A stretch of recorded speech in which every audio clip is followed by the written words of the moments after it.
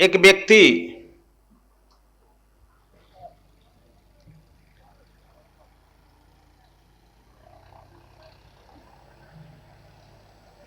एक फकीर के यहां गया और वह पूछा कि संसार की उपलब्धि क्या है। कहा कि संसार की उपलब्धि देखो, वह है सामने एक सोने का दुकान है।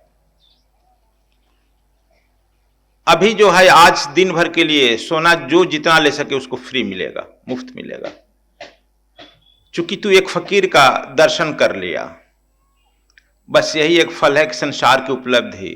उसके आगे 10 कदम पर जाएगा, हीरा और मोतियों का दुकान है और वहां भी आज दिन भर सुबह शाम तक फ्री मिलेगा, इसलिए कि तू आज हमारा दर्शन किया है। कहा कि यार तुम तो कमर में केवल लंगोटी है, एक कमंडल रखा है, देखो तुमसे तो ज्यादा आभूषण युक्त हम हैं, मुकुट उकुट हम पहने हैं। तुम्हारे दर्शन का फल यह था, हमारे दर्शन का क्या फल? कहा कि आगे बता ही रहे हैं तुम्हारे दर्शन का भी फल संसार में।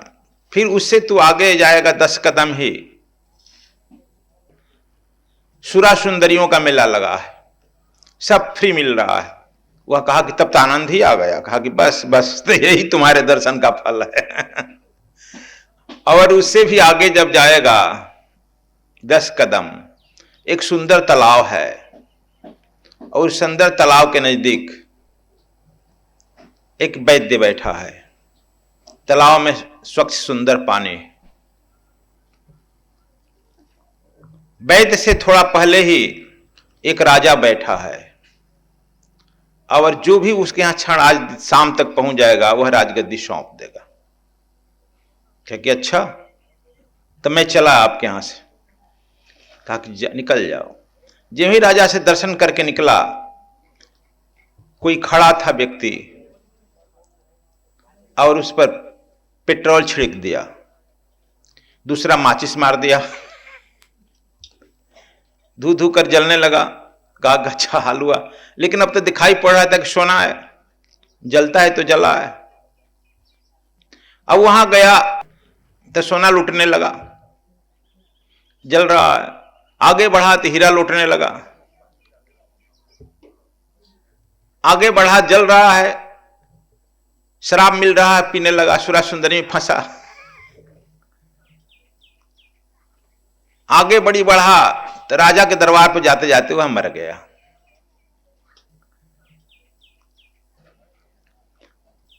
इसका मतलब क्या समझा हम लोग? कहीं ना कहीं वही स्थिति बनी हुई है हम सब लोगों की। इस संसार में जो हम लोग हैं, भगवान बुद्ध ने कहा है यह संसार जलता हुआ गृह है, यहां किस बात की खुशी मनाना?